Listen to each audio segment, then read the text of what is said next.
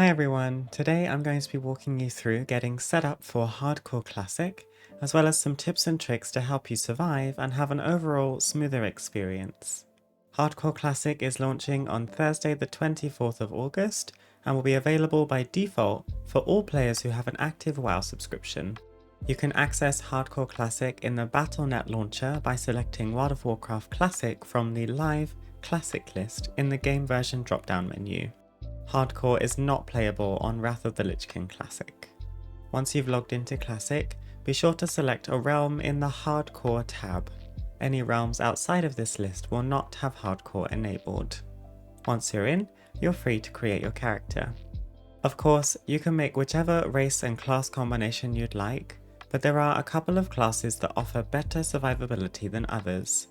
For example, the two pet classes, Hunter and Warlock, can both have an easier time surviving because their pets can tank for them. Alternatively, Paladins are a great option as they can heal themselves, gain more armor by being able to wear mail and plate, and even have an immunity with Divine Shield. Mages are great at creating distance between themselves and hostile mobs, especially when playing as Frost, and they can also polymorph, which is a very useful CC ability. Those are just a couple of examples, but like I said before, take a look at the summary for each race and class and play what you like the look of. Just be prepared for some classes to have a more difficult time than others, at least early on.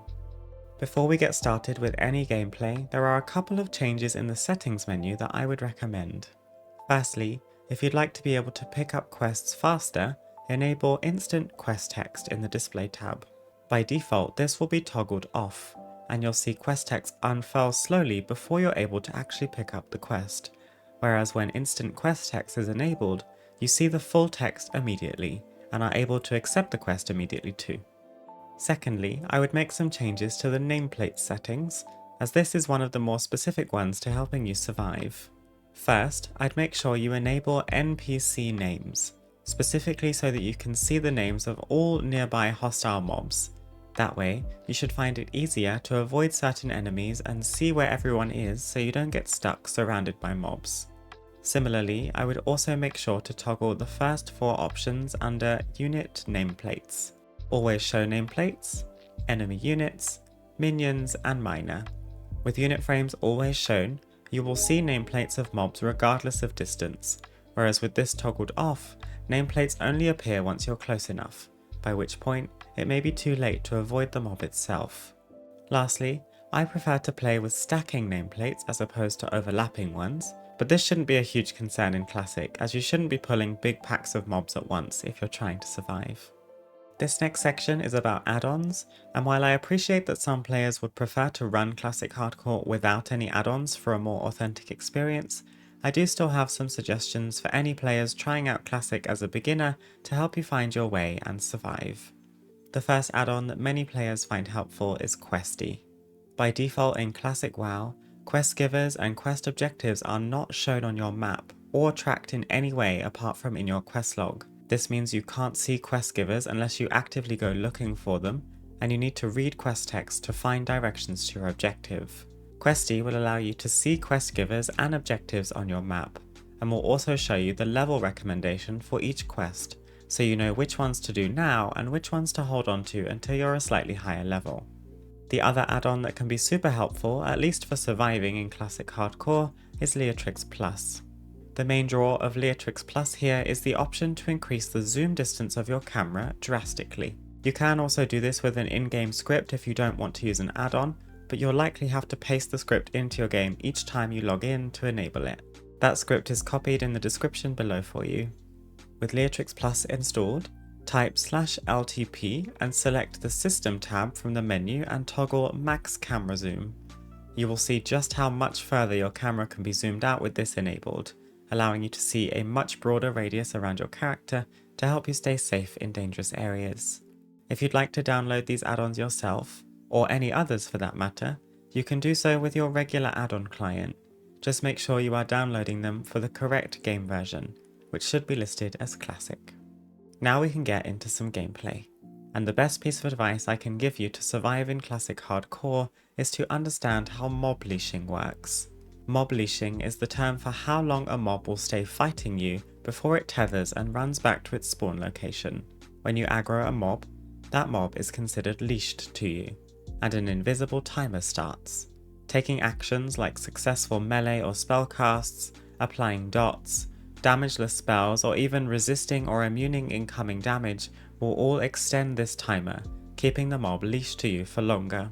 You can see from the table on the screen how long mobs will leash by default depending on their level range, but be mindful that mobs regardless of their level will stay leashed to you if it stays within 15 to 30 yards of its original spawn point.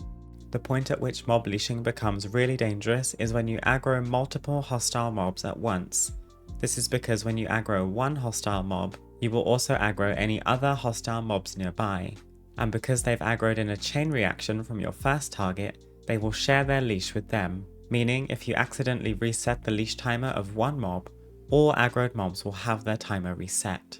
The way to avoid this is by split pulling. Split pulling is a way of aggroing multiple mobs at once while ensuring they each have their own individual leash timer, and the way to do this is to open combat with an AoE ability, as the AoE will hit every mob at the same time and prevent them from aggroing from one another. That way, you can focus down the mob you need for a specific quest, for example, while allowing the other mob's leash timers to expire and eventually tether. Alternatively, if you're trying to get away, this method allows you to reset the leash of one mob without worrying about resetting everyone else's, making yourself much more likely to escape. Split pulling is not very accessible early on, as you won't have much in the way of AoE in your toolkit, so play it safe for as long as you can, and if you happen to leash multiple mobs at once, remember that attacking one will keep all of them attacking you, so just play it safe and retreat. Speaking of retreating, another great tip for survival is to strafe. If you don't know how strafing works, you can keybind them in your movement keybindings menu, and strafing left or right will send your character in that direction while also running. I prefer to replace my turn left and right keybinds with strafe left and right keys instead, as I find turning almost completely useless, and strafing will help you escape dangerous situations. If you're new to strafing, it might take some time getting used to the controls to perform this effectively, but it will help your survival rate drastically once you've got the hang of it. My next tip for survival is to not be afraid of overlevelling. Overlevelling is simply when your character is a couple of levels higher than the content they are currently doing, such as a level 10 completing level 7 quests, for example. The reason for this is that you are much more likely to survive in areas where you are slightly ahead in levels than the mobs you're fighting and the quests you're completing, considering that Classic does not benefit from level scaling, unlike Retail WoW. Mobs that show their levels in green are the sweet spot for this tip, as they will still give you a small amount of experience for defeating them, but they will be significantly easier and faster to kill, whereas grey level mobs will give you no experience at all. And with an add-on like Questy, you can even see green level quests, which are good indicators of quests that are safe for you to do that will still offer some experience. This tip doesn't really apply until you've got a few levels under your belt to begin with, so I would start looking at overleveling around level 8 to 10. Don't be afraid to travel from your race's starting zone to another race's starting zone once you've completed it, as this can be a great first step in starting your overleveling process. Plus, starting zones are usually nice and safe in terms of mob density. Classic WoW is a much slower pace compared to Retail WoW, and as such, you'll want to use professions to help you survive. My advice is, regardless of your class, to learn First Aid as soon as you possibly can, which will most likely be once you've left your race's starting area and made your way to the next quest hub. First Aid is a secondary profession, so you'll also be able to learn 2 primary professions, and the 2 most recommended here are either Engineering or Alchemy. Engineering offers lots of crafted survivability tools like the Target Dummy to rip aggro off you in dangerous situations, or the Iron Grenade for extra damage and a stun, or as a tool for split pulling. Not to mention you can also craft gear with Engineering for bonus stats. Alchemy is useful for always having access to potions and elixirs to help you in various situations. Health potions are pivotal in your survival in Classic, and depending on your class, mana potions can be equally as important. Armor crafting professions like tailoring, leatherworking and blacksmithing are actually less advisable in Classic, as you will likely be finding better upgrades from quest rewards and treasures. If you pick Engineering, I would recommend taking Mining as your other primary profession so you can source the majority of your own materials, and if you choose Alchemy, I would recommend picking up Herbalism for the same reason. Another good tip for Classic Hardcore that is less about survival but still handy to think about is to always keep an eye on your inventory, as well as any nearby vendors, as you will likely find your bags filling up very quickly in Classic. This will most often happen while you're out in the world busy with quests where all you can do is delete useless or worthless items. To try and optimize your gold making and make for a smoother run of your Classic gameplay, always take the opportunity to vendor items when you can, as you will need inventory space for quest items, as well as profession materials, potential BOEs, potions, treasure chests, and more that you find out in the world. It is also a good idea to invest in bags as early on in the game as possible, as this will allow you to venture further before needing to visit a vendor, and you will quickly earn back the gold you spend on bags while playing the game, so don't be afraid to splurge. So there we have it. That is my guide on how to get yourself set up for success in Hardcore Classic, as well as some tips on how best to survive. Of course, if you have advice of your own that you'd like to share, please do comment down below. Thank you so much for watching, best of luck in Classic Hardcore if you participate, and I hope to see you again very soon. Bye!